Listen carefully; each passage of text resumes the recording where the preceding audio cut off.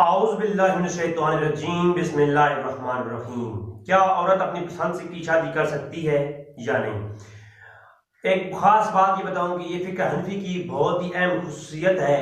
मैंने जो फ़िक़्ह हनफी की खुसैस पर बात की उसके अंदर मैंने कई ऐसी मिसालें दी हैं जो कि हनफी हज़रात कुरान और हदीस से जो है ना वो इस्तिदलाल करके फतवे जारी करते हैं, कितने वो फ़ायदेमंद और एक शख्सी आज़ादी के करीब हैं।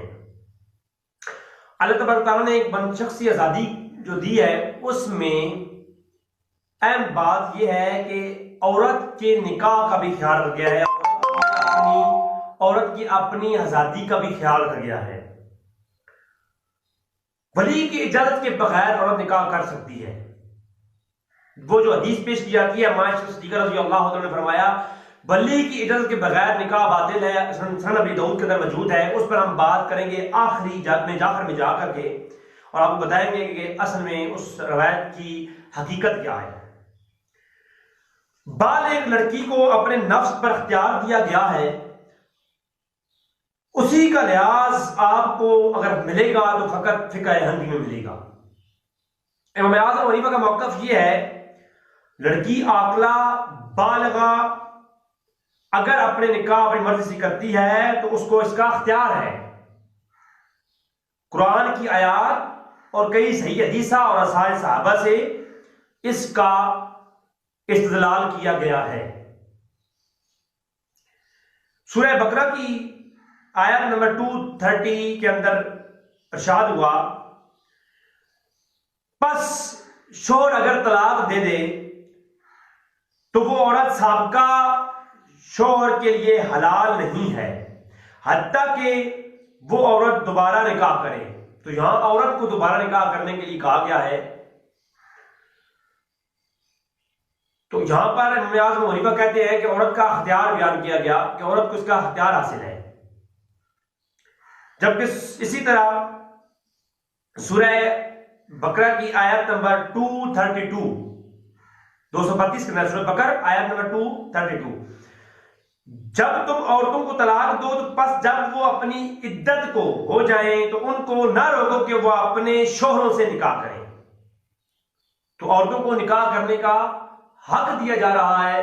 तो यहां भी औरतों का निकाह करने का जो अख्तियार है, इमाम आज़म हनीफा कहते हैं कि ये बयान किया हुआ है और इसी से औरत निकाह कर सकती है उसकी अपनी वली की इजाजत के बगैर भी, ठीक है, और वली उसको मना ना करें कि जब औरत निकाह करे। इसमें सही बुखारी की हदीस नंबर 5137 है। हज़रत अबू हुरैरा रज़ी अल्लाह तआला अन्हु रवायत करते हैं कि रसूल अकरम सल्लल्लाहु अलैहि वसल्लम ने इरशाद फरमाया, जब औरत का निकाह किया जाए तो उसका अमर पूछ लिया जाए, उसका हुक्म उसकी इजाजत ले ली जाए। इसी तरह से अगली हदीस है 5138 नंबर हदीस, हज़रत हंसा बिनते हिज़ाम अंसारिया रज़ी अल्लाह तआला अन्हा फरमाती हैं कि उनके बाप ने उनका निकाह उनसे पूछे बगैर कर दिया और आप जो थी हज़रत हंसा बिनते हिज़ाम अंसारिया, आप कहती हैं मुझे वो नापसंद था, तो मैं हजूर की बरगाह में गई और कहा कि या रसूलल्लाह मेरा निकाह कर दिया गया है जो मेरी मर्जी के बगैर है। हजूर ने वो निकाह रद्द फरमा दिया। हजूर फरमाया तेरा निकाह नहीं हुआ, हजूर ने निकाह वो रद्द फरमा दिया। इसी तरह सही मुस्लिम की हदीस नंबर 3477 है। अब्दुल्लाह इब्न अब्बास रज़ी अल्लाह तआला अन्हु रवायत करते हैं, रसूल अकरम सल्लल्लाहु अलैहि वसल्लम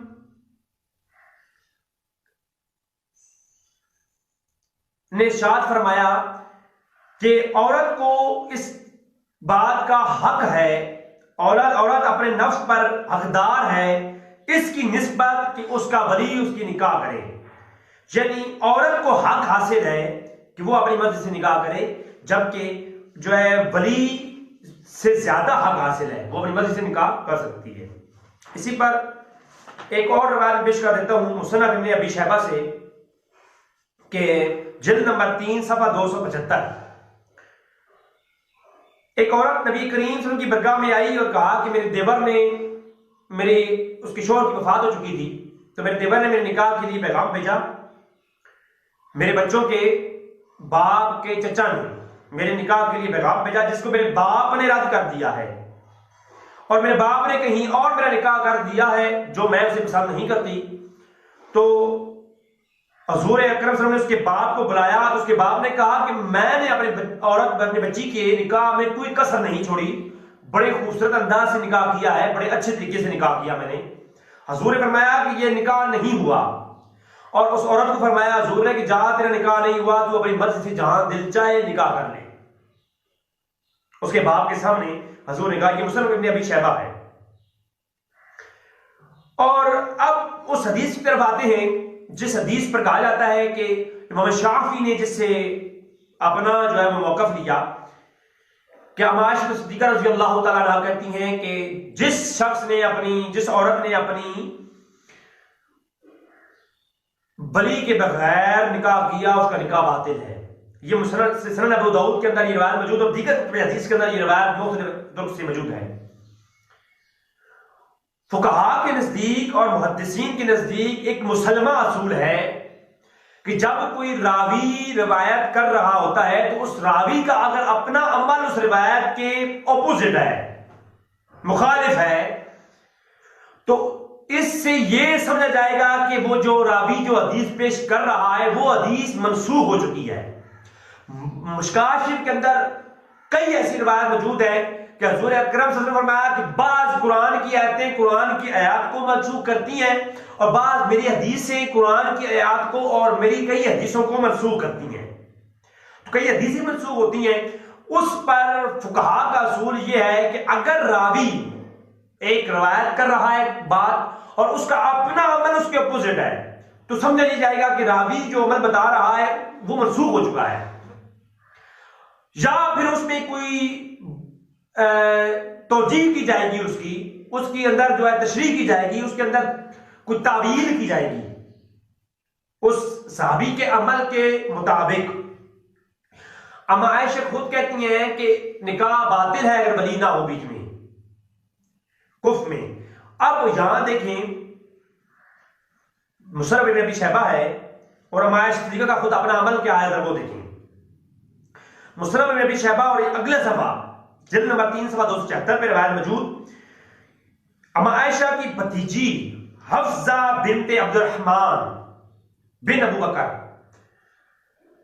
अम्मा आयशा अपनी भतीजी का निकाह जो है मुंज़िर बिन जुबैर रज़ी अल्लाह अन्हु से कर दिया। अब्दुर्रहमान जो थे वो अब्दुर्रहमान बिन अबू बकर वो जो थे सफर में थे, वापस आए तो कहा कि मेरी बच्ची का निकाह मेरी गैर मौजूदगी में क्यों कर दिया। तो अम्मा ने पूछा क्या आपको मुंज़िर पसंद नहीं है, मुंज़िर बिन जुबैर पसंद नहीं है।